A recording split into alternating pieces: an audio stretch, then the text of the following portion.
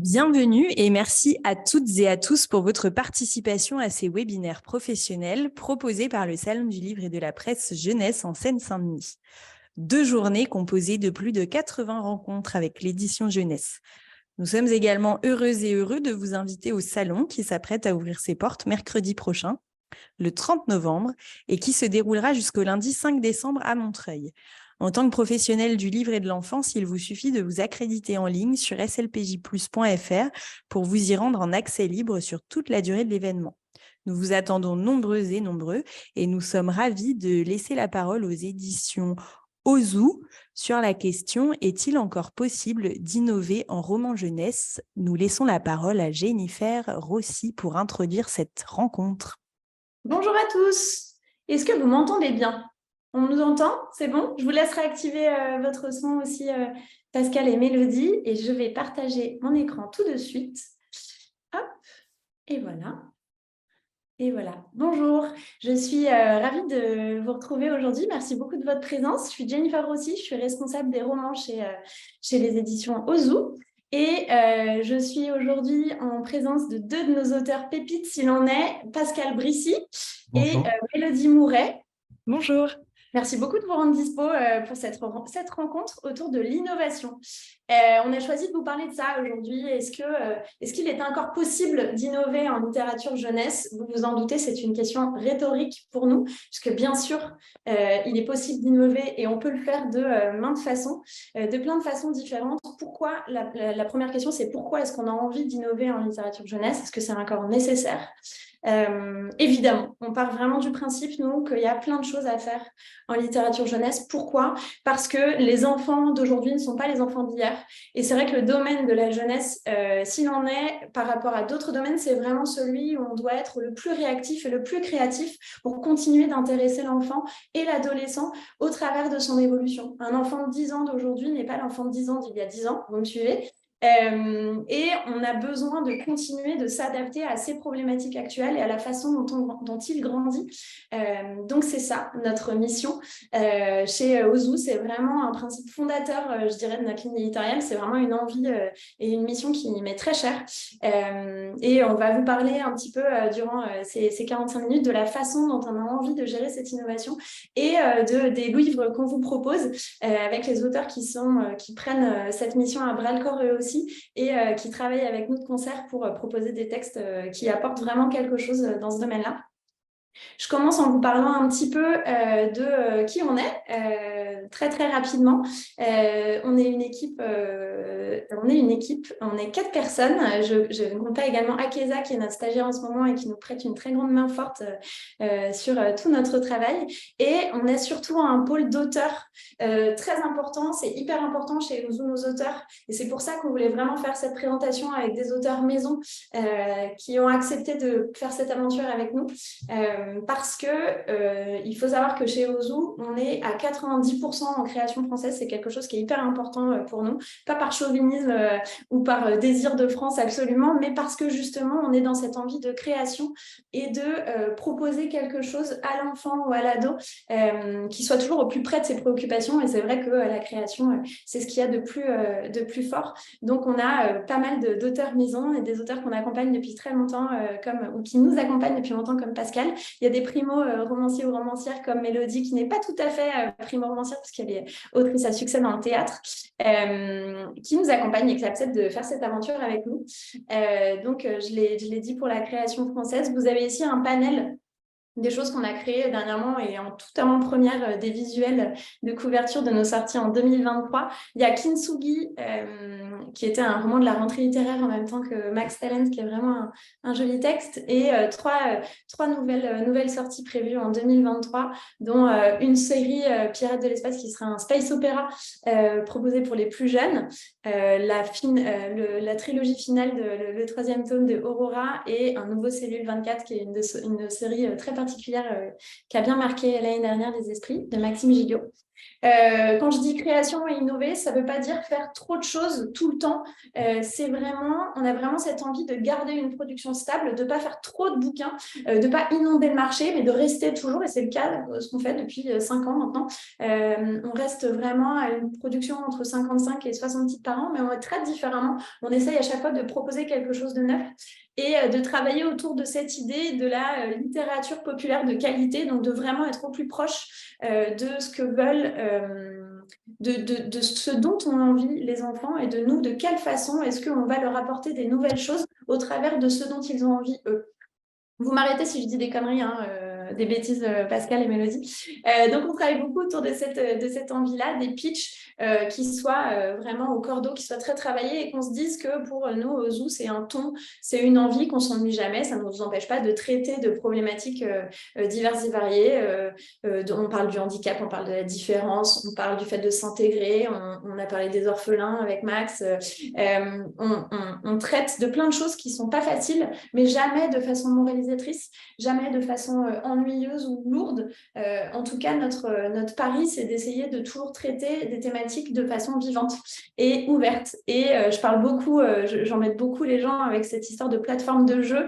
C'est vrai que j'ai vraiment envie, qu'on a vraiment envie, on a très à cœur que le lecteur et les auteurs se disent vraiment qu'on se sert de notre catalogue comme qu'est-ce qui va se passer, quoi.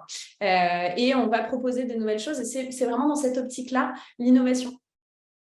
L'innovation en dehors, c'est avant tout l'innovation chez nous. Et donc, avant de commencer sur cette partie de qu'est-ce que c'est, quelles sont les différentes innovations, je vous parle de ce concours qu'on a lancé l'année dernière, il y a 1 an et demi. C'est vrai qu'on a vraiment eu cette réflexion de comment donner ce souffle-là à notre catalogue.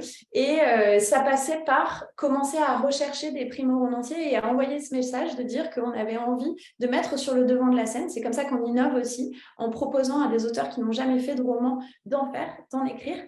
Et donc, on a lancé ce concours du premier roman il y a 1 an et demi maintenant. Et ça a été un travail titanesque et absolument passionnant qu'on a relevé, que les différentes équipes de Zoo ont relevé. Et on a reçu plein de manuscrits. On a eu une sélection de 5 finalistes qui était absolument géniale. On était hyper contents. Et on a sorti La Cage, qui est un thriller YA.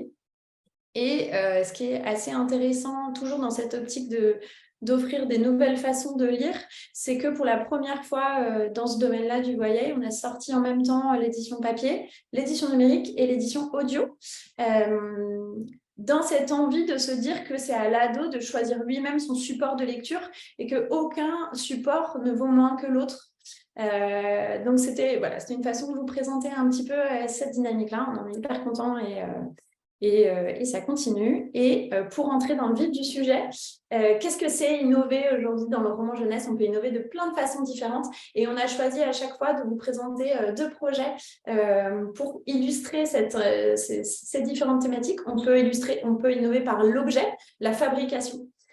On peut innover par les formes d'écriture en littérature parce que on n'est pas obligé de se cantonner à un seul genre, et par les concepts parce qu'on peut encore créer des nouvelles collections, on peut encore faire des nouveaux projets et créer des écrins nouveaux pour les auteurs pour qu'ils puissent s'exprimer de différentes façons et de façons nouvelles. Je commence par la fabrication. Alors, on a la chance chez Ozu d'avoir une maison d'édition qui fait plein de choses à part le roman. Il y a des loisirs créatifs, des bijoux, des calendriers de l'Avent, il y a des jouets de bain, il y a des albums incroyables. Il y a vraiment plein de choses diverses et variées, ce qui fait qu'on a un service de fabrication qui est absolument génial et qui nous permet de réfléchir à de quelle façon on a envie d'adapter l'objet par rapport à son roman. Alors, on a choisi 2 choses pour vous parler de ça. D'abord, Archibald Bloomer. Archibald Bloomer, c'est l'histoire d'Archibald qui vit dans un petit village un peu étrange dans lequel tout le monde est obsédé par la lecture, sauf lui qui n'a pas le droit de lire. Et pour cause, c'est que Archibald a le pouvoir de rentrer à l'intérieur des livres. Cette collection, cette série, elle a pour but de faire connaître à l'enfant à chaque fois, je regarde s'il n'y a pas de questions pendant ce temps-là, vous me dites, hein. Oh, excusez-moi.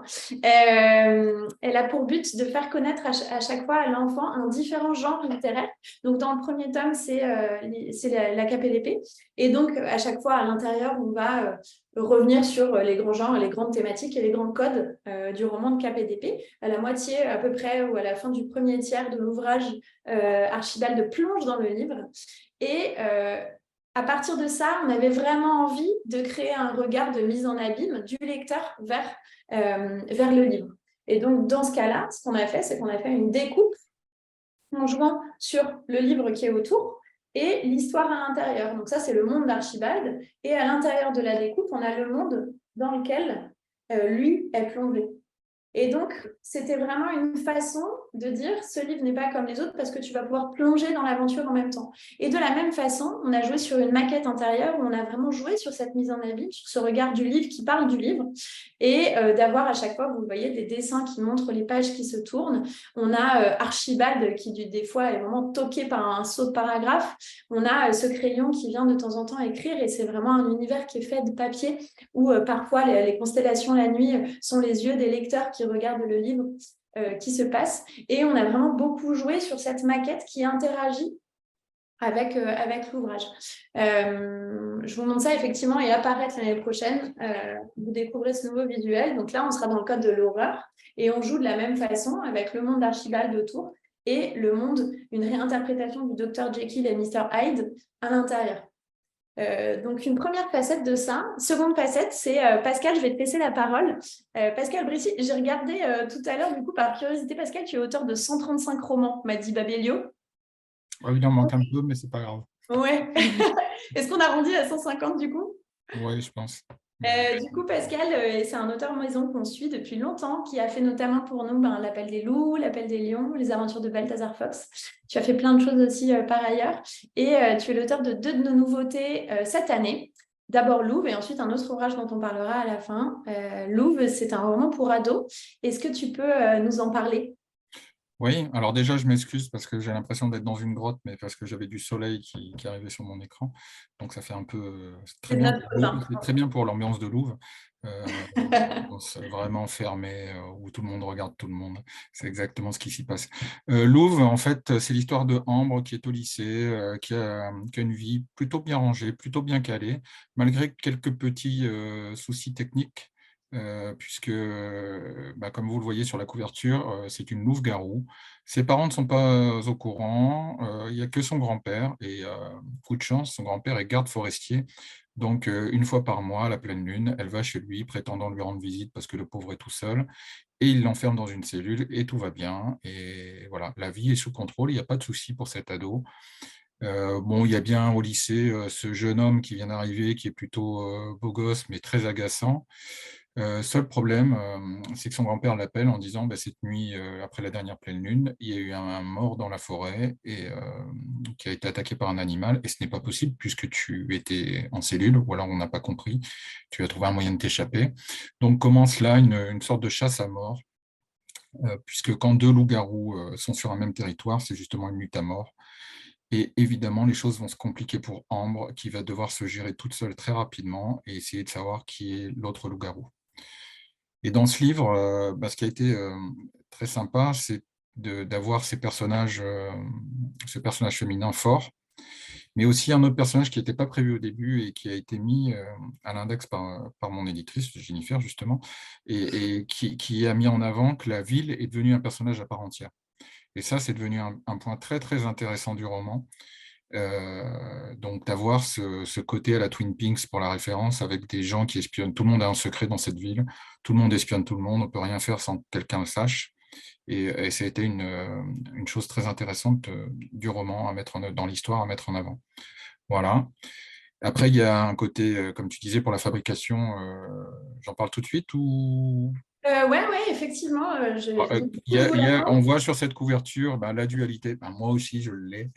Ah, on le fait en même temps. Voilà, la dualité du personnage.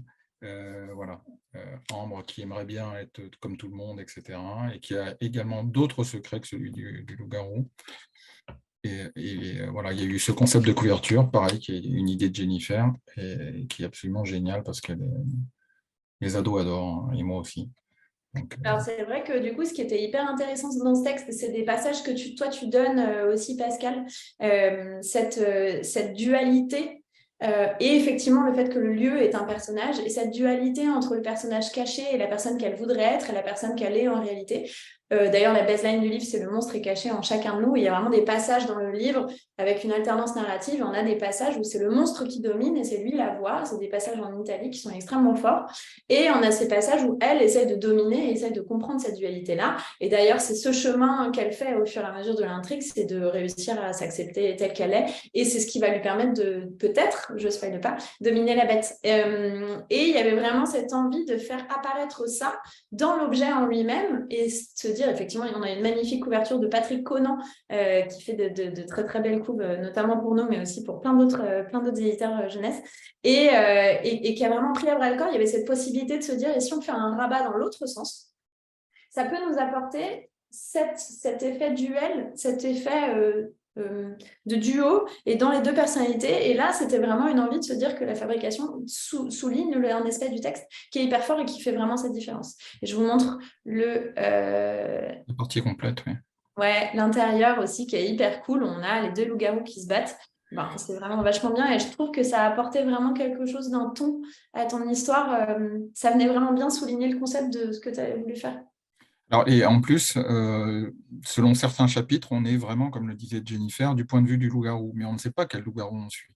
C'est ça, et donc on devient avec une narration qui devient très râpeuse, très ras du bitume, où on n'a pas de phrases, c'est que des mots qui se succèdent, qui s'enchaînent, parce qu'on est d'un point de vue bestial. Donc ça va être odeur, bruit, voilà, plein de choses qui s'enchaînent comme ça. Envie, désir, mordre, voilà, que des choses des mots qui se succèdent pour être vraiment dans le côté bestial de l'animal. Voilà. Merci Pascal. Alors, donc ça, c'est pour la partie fabrication. J'en viens à un autre point. Est-ce que je suis dans le timing?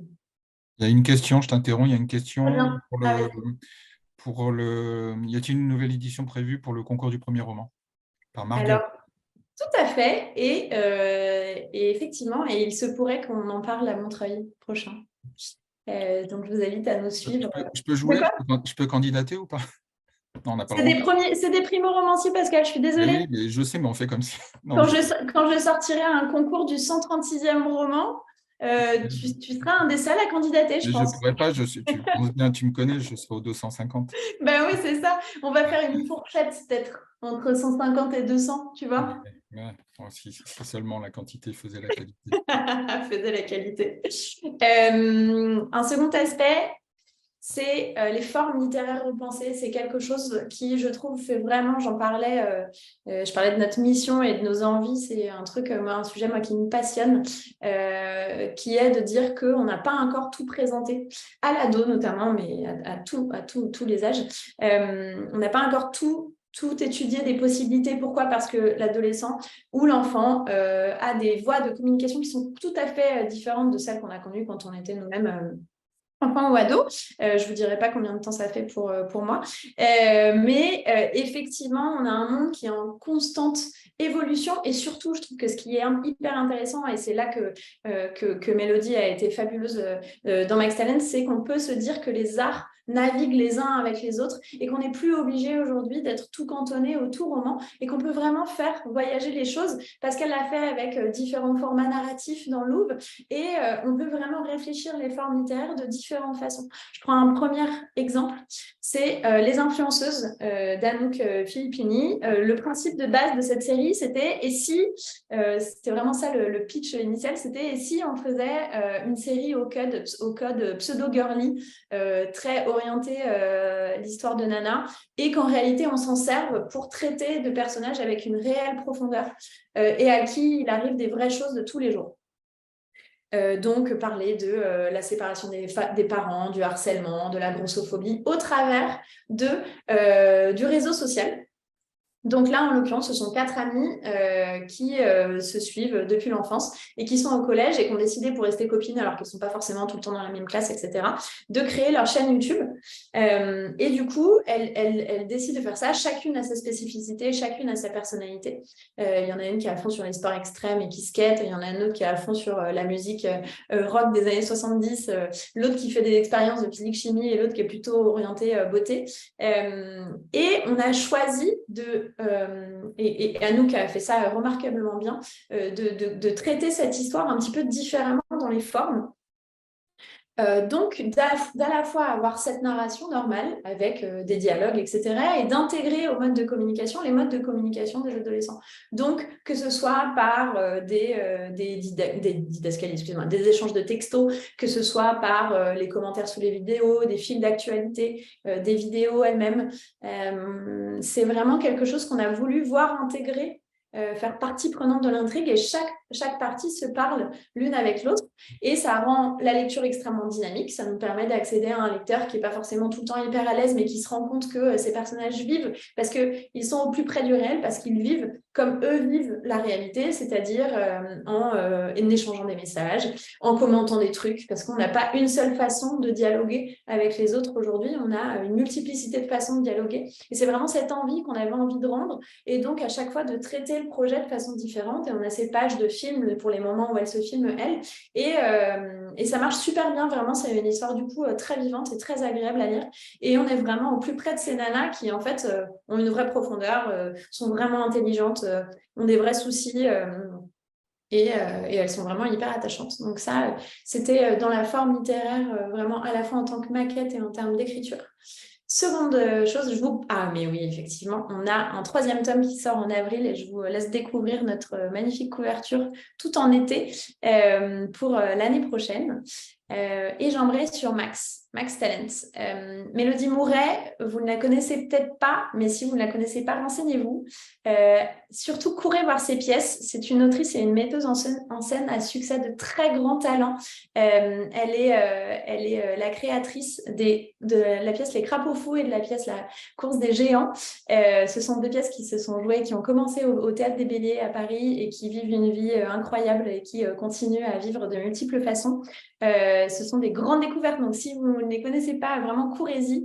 Et là, c'était vraiment cette envie de faire justement naviguer les arts les uns avec les autres. Et le point de départ, c'était un peu différent pour Louvre, c'est-à-dire que c'est la fabrication qui est venue soutenir le texte. Et là, le point de départ, c'était « et si on faisait une forme littéraire différente ?» Et je te laisse la parole, Mélodie, si tu peux nous en dire plus sur de quoi ça parle. Oui, de quoi ça parle? C'est l'histoire de Max Talent, qui est une jeune orpheline qui vit dans un foyer du Bronx et qui passe sa vie à mentir pour s'éviter des ennuis principalement. Et un jour, elle va intégrer, par un concours de circonstances un peu fou, une prestigieuse école de théâtre. Et ça va être à la fois la rencontre avec une passion, avec aussi un nouveau monde, avec des ados qui ne viennent pas du tout de son milieu. Et donc, elle va être tiraillée entre ces 2 univers-là. Elle va multiplier les mensonges des 2 côtés et jusqu'à se retrouver dans une situation complètement folle où elle va finir par même mettre en danger ses plus proches amis. Et il va bien falloir qu'elle accepte finalement d'être elle-même. Et ça va passer justement par le théâtre. Et donc, ça parle de ce que le théâtre peut apporter surtout à l'adolescence en termes d'affirmation de soi, de rapprochement, d'esprit de troupe, de collectif, d'amitié, voilà. Et donc oui, l'idée de Jennifer, c'était de croiser dans le texte à la fois l'esprit du scénario, dans l'écriture, du scénario de film ou de texte de théâtre, avec le roman, donc avec des passages de narration, et d'ajouter à ça aussi du texte, comme on peut le voir sur les exemples là, du texte en plus qui vient ajouter de l'humour, puisque c'est comme si l'héroïne elle-même venait commenter le texte qu'elle a écrit. Oui, effectivement. Alors, c'est vraiment un engagement très particulier, ce roman. Le point de départ, c'était vraiment, et si on proposait à l'ado un format de script comme un format de série ou de cinéma, et qu'est-ce qui se passerait à ce moment-là en termes d'expérience de lecture Et c'est vraiment un bouquin dont je suis absolument fan. Je trouve que ça enrichit d'une façon extrêmement forte ce point de vue-là. Et il y a vraiment un côté... on lit pas ce roman comme un roman. En fait, je trouve que ça se lit, on en a beaucoup discuté, Mélodie, mais ça se lit un peu aussi comme une comédie musicale. Il y a vraiment des scènes incroyables. Il y a tout un côté un peu rocambolesque de ces histoires qui restent crédibles parce qu'en fait, ça fait sens et que c'est très bien écrit et que du coup, on sent que chaque chose est à sa place et que chaque chose est possible. Il y a ce moment où Max est à une manifestation, elle court derrière son petit frère de cœur du foyer pour récupérer son dossier d'inscription parce qu'elle a hyper peur d'être virée du foyer, etc. Et en fait, elle tombe par un concours de circonstances incroyable. Elle est blessée à la tête et elle rentre dans le théâtre et elle arrive à cette audition. Et c'est assez fou, en fait. On se dit, c'est impossible, mais la façon dont c'est fait et le script et les personnages qui, du coup, sont extrêmement incarnés et beaucoup plus que dans un roman, là, parce qu'on est vraiment fondé sur le dialogue et toute la narration qui précise vraiment les lieux de l'intrigue. Et vous avez des passages comme ça, donc qui précisent les lieux de l'intrigue et les conditions de la scène. Et ensuite, on vit la scène comme si c'était vraiment filmé. Donc, il y a vraiment une expérience de lecture qui est très particulière. Toi, Mélodie, c'est ça qu'est-ce que tu as voulu faire parler du coup? Qu'est-ce que ça t'a inspiré, cette forme d'écriture script pour un roman? Plusieurs choses. Déjà, c'était génial de pouvoir effectivement faire passer toute la personnalité des personnages, etc., dans le dialogue, puisqu'il n'y avait pas de... Il fallait absolument que les dialogues permettent d'exprimer tout ça, et c'était très intéressant. En même temps, il y avait quelque chose qui, pour moi, qui vient du théâtre, était passionnant, c'était qu'il fallait que, effectivement, les images que j'avais en tête... dans mon métier habituel, je dois représenter par la mise en scène. Là, il fallait que ce soit clair dans les passages de narration. Donc, tout ça venait se compléter. Et je pense que effectivement, ça donne un côté un peu comédie musicale à la lecture. On peut lire les scènes à haute voix. Ça, j'espère que ça va donner envie à des ados qui le lisent de jouer. En fait, c'était vraiment ça aussi l'idée de transmettre une sorte de passion pour le théâtre. Et aussi en suivant un rythme, donc ça c'est permis par le format scénario, un rythme assez proche du rythme des séries, des films, et donc une sorte de narration qui s'emballe et qui permet effectivement d'aller dans des situations absurdes, mais que ce soit accepté parce qu'on est pris dans un tourbillon en fait. Et ça, j'ai adoré écrire comme ça. Oui, c'est vrai que du coup, ça donne une espèce de liberté à la possibilité des situations, exactement comme si on était dans une série. Il y a vraiment quelque chose d'effectivement à la fois très visuel et cinématographique. Il y a ce truc de la lecture à voix haute, ou même dans sa tête, en lisant les dialogues, du coup, on lit à voix haute. C'est effectivement très fort. Et en même temps, il y a vraiment ce moment où ils vont... eux-mêmes faire des représentations. Du coup, ils sont à Broadway, donc ils vont faire des représentations. Il y a vraiment ce sentiment de musique intérieure. On aurait envie de voir cette comédie musicale. C'est vraiment très riche en termes de différents formats artistiques. Et je dirais que le résultat, c'est pas seulement le format script, qui effectivement apporte une tonalité de lecture très différente, mais c'est que ça fait vraiment voyager dans ce côté très visuel, dans ce côté très musical, dans des personnages qui sont très bien campés. Et on a vraiment un sentiment d'être déguisé soi-même et d'avoir une expérience de théâtre pendant qu'on le lit et de film, quoi. C'est vraiment ça qui se passe. Et c'est vrai que je trouve que chaque partie narrative voyage entre elles et vient. Donc, on a les petites citations de Max qui était fan de film du Parrain. Elle est absolument fan du Parrain et du coup, elle fait des petites citations sur le côté pour venir apporter des choses. Il y a des fois où elle va tamponner sa petite réplique, où elle va dire faux et là, on comprend. Il y a des espèces de voyages de double texte entre le dialogue et entre ce qu'elle ne dit pas, mais ce qu'elle nous dit à nous parce qu'elle commente le script. Et ces illustrations qui sont censées être des crocs de Max pendant qu'elle griffonne, qu'elle fait son manuscrit et qui viennent vraiment apporter une espèce de réalisme à outrance de cette expérience-là. Donc, je trouve que pour moi, c'est vraiment un objet réussi dans cet engagement de l'innovation et de proposer quelque chose qui est à la fois audacieux et très bien traité. Et merci de l'avoir pris à bras-le-corps, ce projet. C'est vraiment un vrai plaisir d'avoir été dans cette dynamique-là. Et voilà, je pense qu'on a encore plein de choses à faire. Tu voulais ajouter quelque chose, Mélodie? Non. Ok, très bien. J'avance. Les concepts nouveaux, ça c'est la troisième partie. On a parlé de la fable, on a parlé de l'écriture, et il y a évidemment la partie éditoriale. Je le disais, je pense que les enfants grandissent, les enfants évoluent, grandissent, je veux dire, pas eux-mêmes, même s'ils grandissent évidemment, mais je veux dire que tout est changeant et que c'est notre devoir de proposer des choses nouvelles et de réfléchir à des concepts, des collections qui n'existent pas forcément par ailleurs. J'ai pas montré, j'aurais pu montrer. Bon, bref, vous avez compris que j'ai les bouquins au bureau. Je vais vous présenter 2 collections qui sont des nouveaux concepts. Qui, j'espère, vont vous emballer. En première lecture, ce qui est hyper intéressant, c'est de jouer sur ces primo-lecteurs et de jouer sur cette notion de comment est-ce qu'on amène l'enfant à avoir envie de lire quand il ne sait pas encore très bien lire. Donc ça, c'est vraiment tout un sujet qui est dédié aux premières lectures. Notre engagement dans cette collection-là, c'est la collection des romans énigmes, c'est de proposer, donc vous avez l'habitude peut-être en roman d'avoir des escape games, des escape books, et de l'autre côté, vous avez les romans normaux. Et nous, on a vraiment eu envie de créer une collection, excusez-moi, un écran double sur ces 2 engagements-là. On aurait à la fois, excusez-moi, l'histoire à lire, une vraie histoire qui se déroule avec un vrai déroulement, avec une vraie intrigue, et au fur et à mesure des jeux à réaliser par l'enfant. On est parti comme base dans cette collection de Mes premières enquêtes, qui est notre série phare chez Ozu Roman en première lecture, qui a fait ses preuves et qui est basée vraiment sur les jeux de lettres d'Enzo. À chaque fois, il doit résoudre une enquête et il y a des jeux de lettres. Donc, c'est très interactif de base. Et c'est vrai que c'était assez naturel de commencer cette collection avec mon roman énigme spécial Mes premières enquêtes. Ici, il est dans un vieux château. Il va rendre visite à son copain Émile. Un autre enfant leur fait une farce et les enferme dans ce château. Il va devoir traverser chaque pièce. Et là, l'idée de ça, c'était toujours dans cette idée de fabrication qui vient servir notre propos, qui vient servir notre objet éditorial, de nous dire qu'est-ce qu'on peut faire qui serait différent et qui aiderait vraiment à fédérer l'enfant dans le roman à travers le ludique. En l'occurrence, donc là, c'est la partie explicative. En l'occurrence, on met une petite lampe. Alors, je ne sais pas si vous avez joué quand vous étiez jeune au Mystère de Pékin. Tu fais oui de la tête, Pascal, tu vois bien.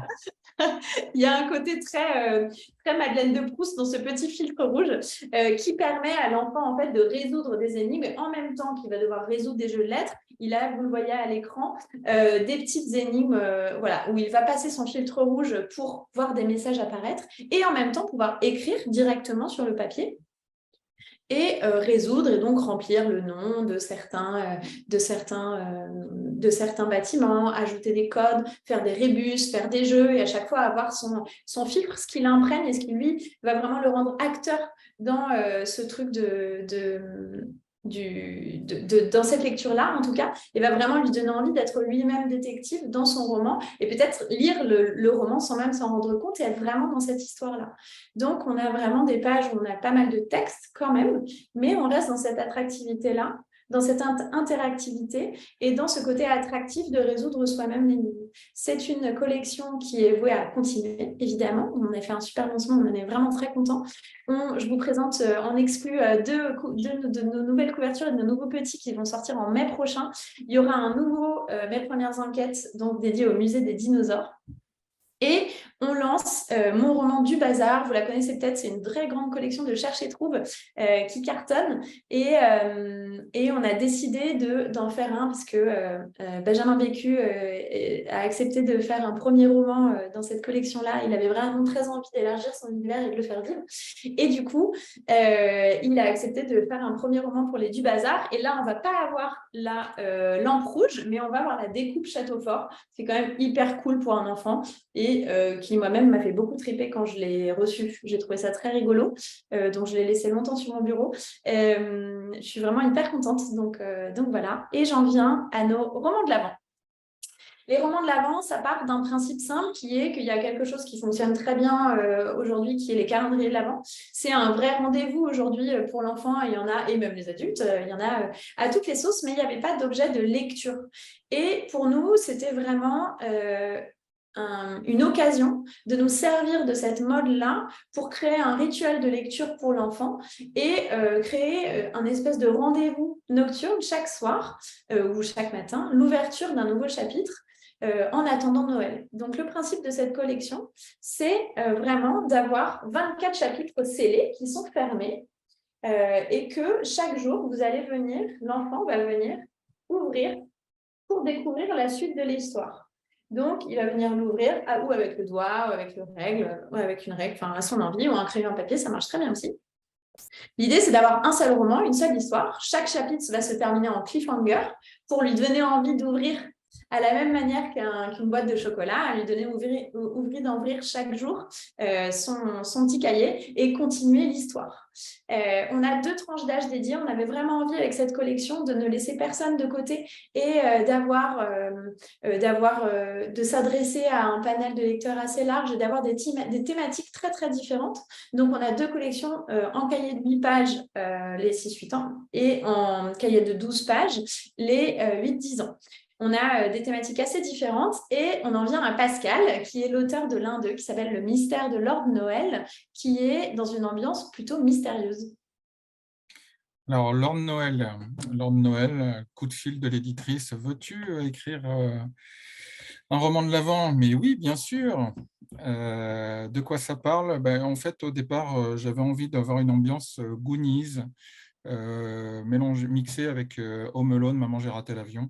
Et donc, ça a été un vrai challenge. Un challenge, pourquoi? Parce que, comme l'a dit Jennifer, il y a 24 chapitres qui correspondent à des journées, donc chapitre 1, 1er décembre, etc., 2 décembre, 3 décembre. J'en ai pris un là et j'ai ouvert le premier chapitre pour vous montrer un petit peu, je ne sais pas si on voit. On voit bien les illustrations. Il y en a, je n'ai pas pris évidemment quand il y a des illustrations. Donc là, c'est la planche totale, effectivement, voilà, découpée. Très belles illustrations de Fabien. Je montre également l'épaisseur parce que c'est très important. Je l'ai beaucoup signé depuis qu'il est sorti, je crois, en octobre. Les enfants sont hyper fiers d'avoir fini un roman comme ça. Ils sont hyper contents parce qu'il y a 24 chapitres, mais une fois qu'on a fini, on a lu tout ça. Et c'est ce qu'ils se disent quand ils me demandent une dédicace, je vais lire tout ça. Et donc, la difficulté pour l'écrire, ça a été dans la narration, puisqu'on est quand même calibré dans les chapitres. Quand vous êtes poursuivi le 4 décembre par une horde de zombies, c'est plus compliqué. Vous ne pouvez pas finir votre chapitre en disant ah oui, hier, j'ai été poursuivi par des zombies, j'ai tourné à gauche et c'est réglé. Donc, ça a été un vrai challenge d'écriture là-dessus. Et l'histoire de Lord Noël, c'est quoi? C'est Hakim, Nathan, Léo et sa sœur Léonore. Les garçons font les andouilles, ils sonnent aux portes, mais alors Hakim, il n'a pas beaucoup de chance. Quand il veut sonner à la porte, il y a une vieille dame qui sort au même moment qui dit « Ah, tu viens m'aider pour installer mes guirlandes de Noël, c'est super gentil !» Donc les autres se moquent. Donc Hakim, il fait « Bon, il faut que je remporte la partie. Pour ça, je vais aller sonner à la porte de la maison du bout de la rue, celle qu'on surnomme la maison au rat. » Donc là où il y a le réverbère qui clignote et l'ambiance que vous pouvez imaginer à la Monster House. Et en fait, cette maison est habitée par un vieux monsieur qui vit tout seul, qui s'appelle Lord Noël et qui, à contrario, n'a pas l'air d'aimer beaucoup Noël. Et les enfants vont très vite s'apercevoir que ce monsieur est en fait un inventeur de jouets de génie et qu'il est très contrarié parce que la société qu'il a créée, pour laquelle il est président d'honneur, a décidé de faire comme en Corée du Sud dans certaines entreprises, de créer un hologramme pour remplacer le Père Noël. Donc les enfants vont combattre plein de choses, des zombies des écrans, ça parle des écrans, parce que si vous ne le savez pas, si vous êtes addict des écrans, vous pouvez devenir un zombie des écrans. Donc il y a plein de choses comme ça, des aventures, et voilà. Pardon, je n'ai pas entendu ce que tu as dit. Je dis, c'est peut-être déjà le cas qu'on ait des zombies des écrans. C'est peut-être le cas. Et moi, j'ai terminé, mais je vais t'interrompre en revenant sur une question de Juliette qui reparle de Louvre vite fait et qui reparle des lampes et les jeux, etc. Donc, je lis sa question. Merci pour toutes les découvertes. Super content, très sympa pour les enfants. Malheureusement, les livres-objets sont peu adaptés en médiathèque, lampes-jeux, etc. Comme la belle couverture de Louvre, mais difficile à couvrir. Donc à rendre belle pour le public, quoi. Et je dis oui je vais parler que de Louvre, après je te laisse parler des livres-objets.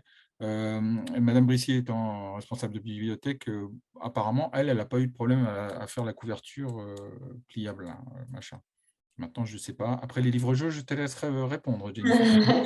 Oui. Évidemment, on en est bien conscient de ce sujet des bibliothèques et des médiathèques et du fait que, notamment sur les romans de l'Avent, c'est vrai que c'est un objet qui s'y prête moins puisqu'on est vraiment dans cet axe de la découverte. et qui a vraiment quelque chose d'assez fondamental dans l'idée de découvrir et de jouer soi-même. Et c'est le cas de beaucoup, c'est vrai que les escape games, c'est la même chose quand on écrit dessus.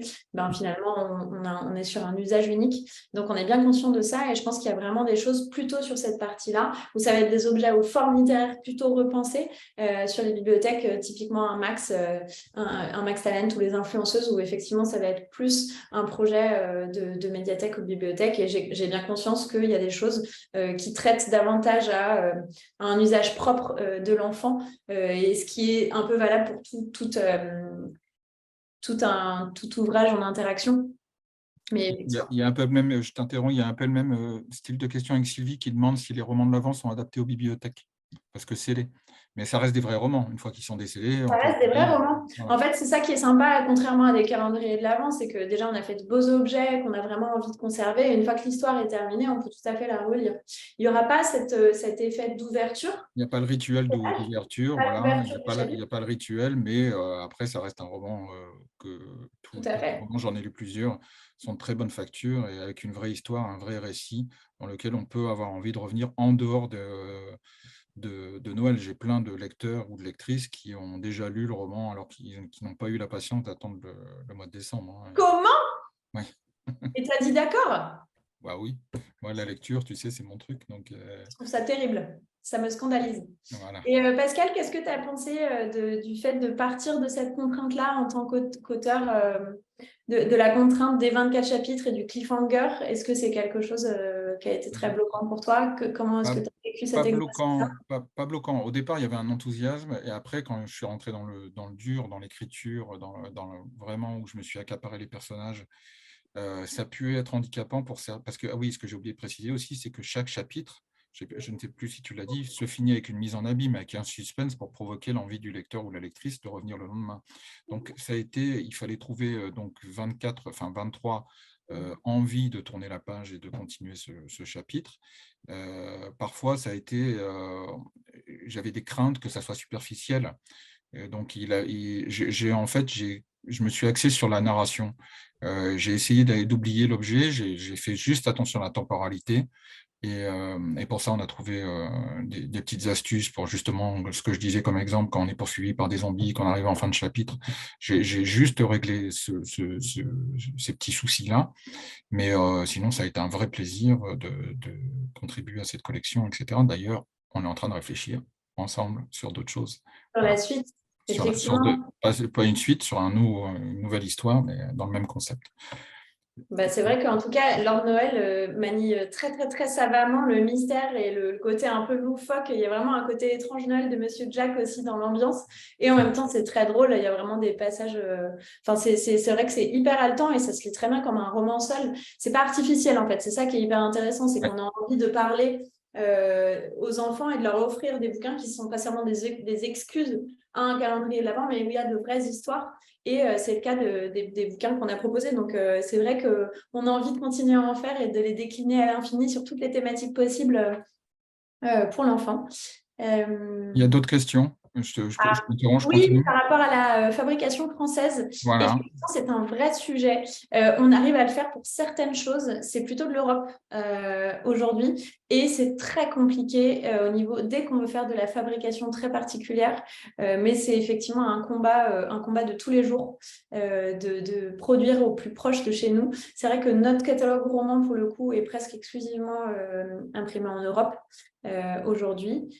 Sauf coffret de fin d'année ou objet très spécifique. Mais c'est une vraie lutte et c'est un vrai sujet. Là, notre du bazar, on va réussir à l'imprimer en Europe a priori. Notre roman énigme du bazar. C'est vrai que c'est une problématique constante et on est au plus près de ça. Et on suit ça, mais il est certain que quand on est sur des fabrications spécifiques, ça rend le projet un peu difficile aussi, évidemment. J'embraye parce qu'il me reste, je crois, 1 minute pour terminer. Il y avait une dernière question. Pour les romans d'avant seront commercialisés sur une période définie? Non, ils sont commercialisés. Alors, ils sont mis en vente début octobre et évidemment, jusqu'à décembre, c'est vraiment le moment du Oui, donc boom. le péril est Mais fini. ils seront mis en vente toute l'année, donc on pourra les Ah, quand acheter. même. Ils ne sont pas en rupture de stock. Ce qui n'est pas le cas du Lord Noël qui a été en rupture très rapidement à sa sortie. Seront commercialisés, évidemment, pas de souci. Je clôt ça en vous disant merci beaucoup d'avoir assisté à tout ça. J'espère que ça vous... ça rend l'engouement collectif et que vous êtes à présent convaincus qu'on peut continuer d'innover en littérature jeunesse et qu'on a encore plein de choses à faire. Sachez que nous, on bouillonne d'idées et qu'on a encore plein de trucs à vous présenter, plein de trucs à essayer et plein de tentatives à faire, quelles que soient les tranches d'âge ou les thématiques ou les envies, que ce soit en fabrication, en forme littéraire ou en nouveaux concepts et collections. Est-ce que vous voulez ajouter quelque chose? Merci Pascal, merci Mélodie pour votre temps. Est-ce que je vous laisse Moi, je prends 2 secondes la parole pour vous donner rendez-vous avec Mélodie au Salon du Livre de Montreuil le samedi soir de 18h à 20h. Il y aura d'autres autrices de talent, pour ne pas faire de jeu de mots, et on sera ravis de vous rencontrer et de vous dédicacer nos ouvrages. Voilà. Mais heureusement que tu es là, je m'en serais tellement voulu de ne pas le dire. Le samedi, donc ça sera Merci. pour vous l'occasion de nous voir en vrai. Et en vrai, je ne mords pas. En tout cas, pas de 18h à 20h. Après, c'est plus problématique. Donc, c'est samedi sur notre stand de 18h à 20h. Effectivement, vous aurez la chance de rencontrer Mélodie et Pascal et Emma Segas et Mathilde Paris pour leur très beau roman de la rentrée littéraire et Louve pour Pascal et Lord Noël et ses nombreux autres titres qui sont présents chez Ozu. Merci vraiment pour votre temps. Ça me met en joie, cette rencontre. Donc, voilà. Merci beaucoup et encore beaucoup d'innovation. Et est-ce que j'avais une dernière slide? Ah ben voilà. À bientôt. Merci beaucoup. Merci. Merci.